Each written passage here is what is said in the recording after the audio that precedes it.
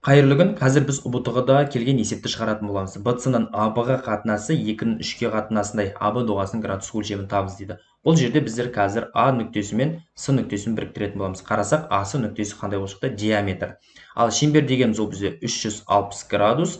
Енді қараңыздар, бұл жерден бізде мына жағы 180 градус болып тұр. Мына жағы да 180 градус болып тұр. Енді бізге BC-ның AB қатынасы 2-ның 3-ке қатынасындай болса, мына қатынасы біз BC-ны 2х деп аламыз, ал AB-ны 3х деп аламыз. Бұл екеуінің қосындысы 180 градусты беру керек. Сондағы біздер 5х болады, тең болады 180 градус, ал х-міз бізде 36-ға тең екенін түсінеміз. Енді бізге AB доғасының градус өлшемін табу керек. Ол үшін біздер 3-ті 36-ға көбейту керек. Себебі AB бізде 3х-ке тең, ал х 36-ға тесе 3 көбейту 36, ол бізде 108-ді береді. Жауап түсінді бізде Д нұсқасында тұр.